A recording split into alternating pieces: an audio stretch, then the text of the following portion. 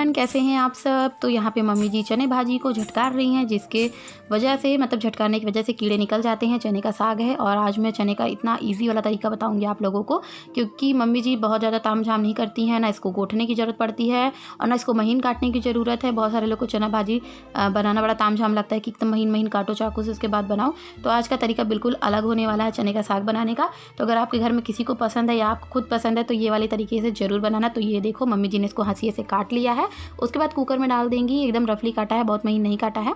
और उसके बाद आप चाकू से भी काट सकते हो ऐसे। उसके बाद इसको कुकर में डालने के बाद इसमें 1 गिलास पानी डाल लेंगे और उसके बाद इसको 2-3 सीटी बजा लेंगे।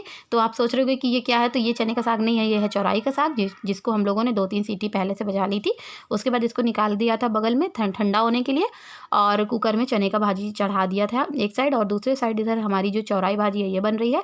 तो इसका भी छौंका मैं दिखाई देती हूँ आपको कि यहाँ पे कढ़ाई में मम्मी जी ने तेल डाला, लहसुन डाला, प्याज डाला, मिर्ची डाला, और मतलब लहसुन का जब कलर चेंज हो जाएगा तब प्याज डालना यार। और ये देखो यही है चने भाजी, जिसको हम लोग 2-3 सीटी बजाने वाले हैं। और इसमें पानी डालना है 1 गिलास के लगभग, ताकि वो तो आपके चने के साग की क्वांटिटी के हिसाब से होगा पानी, बस इतना डालना कि नीचे से चिपके नहीं। तो जब ये प्याज अच्छे से ब्राउन हो जाएंगे तब हम लोग इसमें टमाटर डालेंगे।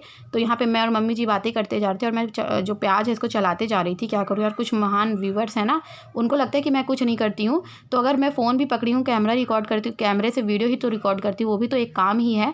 तो यहाँ पे मैं टमाटर काट रही हूँ और मम्मी जी जो चौराई भाजी है देवर जी के लिए बन रही है, क्योंकि उनको चने का साग नहीं पसंद है। तो चौराई के साग को मम्मी जी उबालने के बाद इस तरीके से निचोड़ लेती हैं। इससे उसका पूरा प्रोटीन विटामिन जो बोलते हैं यार वो सब निकल ही जाता है। वैसे उनको ऐसे ही पसंद है देवर जी को, इसलिए ऐसे बनाना पड़ता है। तो यहाँ प्याज और मिर्ची सब कुछ अच्छे से पक गया है, तो इसमें मम्मी जी ने टमाटर डाल दिया है। और टमाटर अच्छे से पक जाए इसलिए मम्मी जी इसमें डाल देंगी नमक। ये देखो इस तरीके से टमाटर डालना। और बहुत सारे लोग भाजी में टमाटर नहीं डालना पसंद करते हैं, पर एक बार ट्राई करो, टमाटर डाल के काफ़ी अच्छा लगता है। इलाहाबाद साइड मम्मी मेरी टमाटर नहीं डालती हैं, पर यहाँ वाली मम्मी टमाटर डाल के ही भाजियाँ बनाती हैं साग सारे। तो ये देखिए मम्मी जी ने इसका जो पानी है वो अच्छे से हटा दिया है निचोड़ के। और आप सीधे भी छौंक सकते हो, मतलब काटने के बाद भी छौंक सकते हो बिना उबाले भी भाजी को।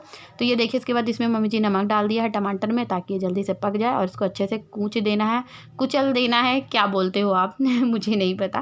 तो ये बताओ किसके किसके घर के साइड चना भाजी आने लगी, क्योंकि ये अभी किचन में पहली बार आया है। इस साल का पहला चना भाजी आया हमारे किचन में और ये काफ़ी भी अच्छा भी बना था यार। अब तो ख़त्म हो चुका है जब मैं वॉइस ओवर दे रही हूँ। तो ये देखो चौराई भाजी मम्मी जी ने इसमें डाल दिया और इसको कुछ देर तक अच्छे से भून लेना है। अगर आपके घर में आलू पसंद करते हैं भाजी में तो आप आलू भी डाल सकते हो। टमाटर डालने के बाद आलू डाल दीजिए थोड़ी देर, उसके बाद चौराई भाजी डाल के अच्छे से भून लीजिए। और उसके बाद इस तरीके वाला जो कलछुल जैसे दाल निकालते हैं ना, इसी वाले चम्मच से इसको ऐसे मसल देना है, अच्छे से कुचल देना है। उधर लहसुन अदरक सब कुछ रखा हुआ है, ये सब हमारी चने के साग में जाएगा। और कुकर में चने का साग चढ़ा हुआ है जिसमें कि 2 से 3 सीटी आनी है। तो ये देखो इसको अच्छे से भून के थोड़ी देर ढक देना है और उसके बाद चलो कर लेते हैं चने साग की तैयारी। तो चने के साग को तड़का देने के लिए लहसुन प्याज जाएगा ही, उसके साथ से लहसुन मिर्च जाएगा ही, उसके साथ साथ पीस के भी हम लोग पेस्ट भी डालेंगे, लहसुन अदरक मिर्च का, हरी मिर्च का और नमक का। तो ये पेस्ट जाएगा। और यहाँ पे हमारी जो चना भाजी पक चुकी है, कुकर से बाहर आ गई है, ठंडी हो रही है। और इसके बाद तेल है, तेल गरम हो जाएगा, उसमें लहसुन डाल देना है, हींग हो इस टाइम पे आपके पास हींग डाल दीजिए, हरी मिर्च डाल दिया है मम्मी जी ने। और हाँ आप राई का भी तेल ले सकते हो, पर यहाँ पे रिफाइंड ऑयल यूज़ किया गया है। और बगल में आपको दिख रहा होगा टमाटर भी पीस के मैंने दे दिया है मम्मी जी को। लहसुन मिर्च अदरक का पेस्ट भी मैंने पीस के दे दिया है, ये देखो। और इसमें नमक पड़ा हुआ है, लहसुन के अदरक और हरी मिर्च के पेस्ट में ही नमक पड़ा हुआ है। तो इसके बाद इसको अच्छे से भून लेना है, पका लेना है, टमाटर को भी अच्छे से पका लेना है इसी में डाल के। तो ये टमाटर डालने के बाद मम्मी जी ने ये जो हरा हरा दिख रहा है ना, यही है चने का साग, जिसको बिल्कुल पेस्ट के जैसे बना दिया था मिक्सी के जार में डाल के। इसीलिए निकाल के तुरंत कुकर से बाहर निकाल के इसको थाली में पलट देना है भाजी को, ताकि ये ठंडी हो जाए। उसके बाद आप मिक्सी के जार में डाल के इसको पीस दीजिए। ना आपको गोठने की ज़रूरत पड़ेगी और ना महीन पीसने की ज़रूरत पड़ेगी। तो यहाँ पे मीठी आ गई थी और मीठी बोल रही है कि मम्मी जी मेरे मन का कपड़ा नहीं पहना रही हैं, चलो मम्मा आप चलो। तो यहाँ पे मम्मी जी मीठी को बोली चलो मैं तैयार कर देती हूँ। तो मीठी नहीं जा रही थी उनके साथ तैयार होने को, कह रही कि नहीं मैं मम्मा से ही तैयार होंगी। और मम्मी जी भी पीछे खड़ी, पर मम्मी जी दिख नहीं रही है और देखो कैसे रो रो के परेशान कर रही है। नहा के आई है पर मम्मी जी से नहीं तैयार हो होना है, मम्मा से ही तैयार होना है। तो मैं यहाँ पे फटाफट से रोटियाँ बना लूँगी क्योंकि हमारी भाजी तो बिल्कुल बन के तैयार हो गई है। और जब खाना खाने सब बैठेंगे तभी मैं गर्मा गर्म चावल डाल दूँगी, क्योंकि चावल डालने में ज़्यादा टाइम नहीं लगता है, सभी को पता है। चावल को पकने में भी टाइम नहीं लगता है। और उसके बाद फिर मैं बर्तन वगैरह धुल लूँगी। तो यही है हमारे दोपहर का लंच, जो कि हमेशा आप लोग देखते हो मेरे ब्लॉग्स में। पर हाँ, रेसिपी चेंज होती रहती है, भले ही रूटीन थोड़ी ना चेंज होगा, रेसिपीज़ तो रोज़ ही चेंज हो जाती हैं। तो आप लोगों को मेरी रेसिपी अच्छी लगती है ना, इसलिए मैं कोई भी रेसिपी मिस नहीं करती हूँ अपने ब्लॉग में। तो इसके बाद मैं सीधा आपको मिलूँगी 2 बजे। तो यहाँ पे 2 बजे का टाइम था, मैंने गैस वगैरह सब पोंछ दिया था। और उसके बाद सेंधा नमक डाला है पानी में और मूँगफली डाला है। आज मैं आप लोग से बात नहीं कर पाई, मेरा दिन बहुत बिज़ी गया आज पूरा दिन। और जैसे जैसे दिवाली करीब आएगी ना, वैसे वैसे और बिज़ी जाता जाएगा दिन। तो ये हस्बैंड जी के लिए तैयारी हो रही है, क्योंकि उनका 9 दिन का व्रत है। और कुकर का हैंडल देख रहे हो, टेढ़ा मेढ़ा हो गया यार, निकल गया है। पता नहीं, मैंने इसको धुली ना, जब चावल उतारी उसके बाद धुली तो हैंडल मुझे बनाते भी नहीं आ रहा था। ये देखो, सारे बर्तन भी मैंने धो लिए हैं। कुकर को एक साइड चढ़ा दिया है मूँगफली उबलने के लिए सेंधा नमक डाल के, और उधर मैं चाय चढ़ा दी हूँ हस्बैंड जी के लिए। तो ये हस्बैंड जी का हो गया नाश्ता व्रत वाला। पुराने ज़माने वाला घर है ना, तो इसकी पूरी, कितना भी अच्छा पेंट कर लो, 1 साल से पहले इनकी पूरी पपड़ी वपड़ी निकल जाती है दीवार की। और यहाँ पे ये देखो, ये चाय पी रहे हैं, भूल ही गई थी। ये देखो चाय पी रहे हैं और मूंगफली खा चुके हैं। और निर्मला जी पूछ रही थी कि पारण कब करेंगे, जो 9 दिन का व्रत रहते हैं। तो ये तो 25 तारीख को करेंगे, संडे है, 25 तारीख को नवमी, उसी दिन ये पारण करेंगे। और अभी चाय पी रहे हैं, ज़्यादा बात तो करनी नहीं है इनको, तो क्या मतलब ज़्यादा देर तक कैमरे के सामने बैठेगा। हस्बैंड जी अपना जो चाय पानी था वो करके चले गए हैं। और अभी 3 बजा है। और यहाँ मैं कपड़े निकाल के रखी थी, लॉन्ग स्कर्ट और टॉप, जो मैंने गोलगप्पे वाले नहीं, पास्ते वाले चैलेंज में किया था, वही वाला टॉप है। तो मैं निकाल के रखी थी, मुझे पहनना था यार, कि मैं पहनूंगी उसके बाद वीडियो रिकॉर्ड करूँगी, पर ऐसा हो नहीं पाया। तो अब 3 बज गए हैं, तो मैंने सोचा कि जो कपड़े सूख गए हैं वो कपड़े ले आऊँ बाहर से। तो बस वही जा रही थी मैं कपड़े लेने बाहर से। और उसके बाद थोड़ी देर पिंकी दीदी के पास बैठूंगी, वहीं पे मम्मी जी भी बैठी हुई हैं। तो अब मैं वहीं जाने वाली हूँ, मिलते। तो देखिए, आज मेरी शक्ल आप लोगों ने बिल्कुल भी अच्छी नहीं लग रही, क्योंकि आज मैं सुबह से कंघी तक नहीं करी थी। कभी कभी होता है यार, कभी कभी इतना काम हो जाता है ना कि खुद से इच्छा नहीं होती कुछ करने की अपने चेहरे पे। तो यहाँ पे हस्बैंड जी को इसीलिए मैं कैमरे के सामने नहीं लाती। और आप लोग बोलते हो कि लाया करो लाया करो, वो बोलते ही नहीं है, मुझे खुद बहुत अजीब लगता है। पर मैंने इनको थोड़ा सा जो क्लिप था वो रिकॉर्ड किया हुआ था, तो मैंने यहाँ पर लगा दिया। तो यहाँ पर सारे कपड़े मैं लेके जाऊँगी किचन में कह रही हूँ, मम्मी जी के कमरे में। वहीं पर मम्मी जी, पिंकी दीदी, मीठी सब बैठे हैं, बातचीत कर रहे हैं। तो मैं भी जा रही हूँ वहीं पे, थोड़ी देर वहीं पे बातचीत करूँगी। उसके बाद शाम को देखूँगी कि करना क्या है।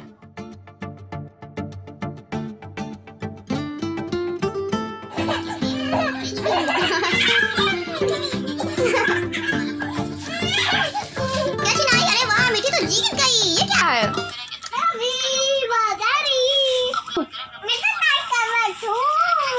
देख रहे हैं कैसे दादी और नतनी मस्ती कर रहे हैं यहाँ पे बैठ के दोनों लोग। तो अभी बजे हैं रात के 9 बजने में 10 मिनट बाकी है। और मेरा जो खिचड़ी है फलहार वाला, साबूदाने वाली खिचड़ी, वो बन गया है। और रोज़ मैं तैयार हो जाती हूँ इस टाइम पे, आपको पता ही है कहाँ जाना है। तो मैं जा रही हूँ दुर्गा जी की आरती में, जो दुर्गा जी आई हैं। कल भी मैं आप लोग को नहीं ले जा पाई और आज भी नहीं लेके जाऊँगी, क्योंकि कल हम लोग श्रृंगार चढ़ाएंगे, मैं और हस्बैंड जी दोनों बैठ के। तो तभी मैं आपको वहाँ पे लेके चलूँगी, तब और ज़्यादा अच्छा लगेगा, क्योंकि अभी तक आप लोग मैया रानी से नहीं मिले हो। और वहीं से पंडित जी की आवाज़ भी आ रही है, और हम लोग रोज़ वहीं भजन करते हैं। और हाँ, आप लोग को ये वाला ब्लाउज़ बहुत अच्छा लगता है ना, ये बेल स्लीव्स जो मैंने खुद से बनाया है। और इसमें बाद में मैं मोती लगाई थी, मैंने सोचा रेड कलर का ब्लाउज़ है तो इसमें वाइट मोती काफ़ी अच्छी लगेगी, तो बाद में मैंने लगाया है। और फटाफट से तैयार हो गई हूँ। मम्मी जी अभी आके दरवाजे पक्का खड़ी हो जाएंगी। जब मैं आप लोग से बात करने लगती हूँ, ब्लॉग का एंड करने लगती हूँ, तो मम्मी जी आ जाती हैं। तो पहली बात ये, मुझे बहुत ज़रूरी बात करनी थी आप लोगों से, तो अब वो समय आ गया है बोलने का, क्योंकि अभी मैं फ्री हूँ। और खाना वाना भी बन गया है, साबूदाने की खिचड़ी भी बन गई है, और मैंने आपके साथ शेयर भी की है साबूदाने की खिचड़ी की रेसिपी, तो मैंने इसलिए नहीं शेयर किया। हाँ, मुझे कहना था, एक चैनल है, उनका चैनल का नाम मैं यहाँ पे नहीं लूँगी, मुझे अच्छे से याद है, क्योंकि जो गुस्से जिस पे आती है ना, उसका भी नाम अच्छे से याद होता है। जिससे जितना प्यार करो तो भी नाम याद होता है, और जिससे जितना गुस्सा करो, नफरत करो, तो भी उसका नाम याद रहता है। तो मुझे आपका नाम बहुत अच्छे से याद है, और मैं यहाँ पे स्क्रीनशॉट भी लगा दूँगी। जो आपने इतने प्यारे प्यारे कमेंट किए हैं ना, उसका भी स्क्रीनशॉट ज़रूर होना चाहिए, ठीक है। और हाँ, इस तरीके की जो और लोग सोचते होंगे ना, उनको मैं आज जवाब देती हूँ कि आप लोग क्या सोचते हो कि सासू माँ मुझे खाना बना के खिलाती हैं तो वो अच्छी हैं। तो अच्छी तो वो बहुत हैं भाई, लाखों में एक है मेरी सासू माँ, वो मेरी माँ है, सासू माँ नहीं है, सास नहीं है, वो मेरी माँ है, ठीक है। और मैं उनकी बेटी हूँ, वो मुझे अपनी बेटी के जैसे समझती हैं, इसलिए वो मुझे बना के खिलाती हैं। और हाँ, अगर सास बहू का रिश्ता अच्छा होगा ना तो यहाँ पे ये वाला भेदभाव ही नहीं होगा कि तू बना या मैं बनाऊँ या आप बनाओ, ये वाला होता ही नहीं हमारे घर में। जो जिसको जो काम दिख जाता है वो कर लेता है। मैं ये नहीं सोचती कि मम्मी जी ये करे या फिर मम्मी जी ये नहीं सोचती कि वही करे ये काम। हम लोग दोनों लोग मिल बांट के काम कर लेते हैं। आपको तो खुश होना चाहिए कि आज की डेट में भी ऐसी बहुएँ हैं जो अपनी सास को समझती हैं, और आज की डेट में भी ऐसी सास हैं। लोग सास बहू पे मतलब इतना बुरा तरीके से स्टोरी बना देते हैं, सास मारती है, जलाती है, दुनियादारी और पता नहीं क्या क्या। मुझे तो अपनी बात कहना भी बहुत बड़ी बात होती है। तो मैं यहाँ पे जो अपनी बात कहना चाह रही हूँ, और मैं उम्मीद करती हूँ कि आप लोग को समझ में आएगा कि अगर मेरी सास के साथ रिश्ता अच्छा है ना तो उसमें कोई दो राय नहीं है कि वो मुझे प्यार देती हैं, मुझे खाना बना के खिलाती हैं। तो इसमें तुम कौन होते हो ये बोलने वाले? आप तो मैं नहीं बोलूँगी, ऐसे लोग को मैं इज्जत नहीं देती हूँ, ठीक है। तुम कौन होते हो ये बोलने वाले कि मेरी सास बेचारी हैं या काम करते समय मैंने उनका मुंह नहीं देखा कि वो कितने दुखी मन से खाना बनाती है। क्या मैं ज़बरदस्ती उनसे खाना बनवाती हूँ? उनको पसंद है, उनके बच्चे उनके हाथ का खाना पसंद करते हैं, मैं खुद उनके हाथ का खाना पसंद करती हूँ। तो इसमें तुम्हें क्यों इतनी तकलीफ़ हो रही है? और मैं किसी भी तरीके से व्यूज़ बटोरूँ, तुमसे क्या मतलब है? तुम भी अपना कंटेंट अच्छा करो ना। तुम दूसरे को देख के इतना क्यों चिढ़ रहे हो? अपना खुद का ध्यान दो ना। तो यहाँ पे मैं स्क्रीनशॉट लगा दूंगी, और जिन लोगों को भी इस तरीके के गिले शिकवे हैं वो अपना गिला शिकवा ख़त्म करें, क्योंकि रिश्ता एक तरफ से नहीं चलता है, दोनों पार्टी ही मतलब एक दो चक्के के हम पहलू होते हैं। एक गाड़ी दो पहिए से चलती है ना, उसी तरीके से। तो मैं बैलेंस बना के रखती हूँ, वो बैलेंस बना के रखती है, तभी हमारा जो घर है वो चलता है। इसलिए अपने जो गिले शिकवे हैं वो ख़त्म करो, और हम मिलेंगे आपको इसी तरीके के अच्छे से ब्लॉग के साथ फिर से। तब तक के लिए बाय बाय। अभी मुंह में टॉफ़ी है, वरना जोर से आवाज़ आती है ना। तीखी थी सब्जी तो टॉफ़ी खानी पड़ी। तो चलो ठीक है, मम्मी जी इंतज़ार कर रही हैं बाहर, मैं जा रही हूँ। और कल मिलेंगे, कल बहुत अच्छा ब्लॉग आने वाला है। कल का ब्लॉग मिस मत करना यार, प्लीज़ कल का ब्लॉग मत मिस करना। कल मैं तैयार होऊंगी, फिर मैया रानी को भी तैयार करने जाऊँगी, श्रृंगार करने जाऊँगी, है ना मीठी? चलो मीठी को भी कंघी कर देते हैं, ठीक है। Bye bye.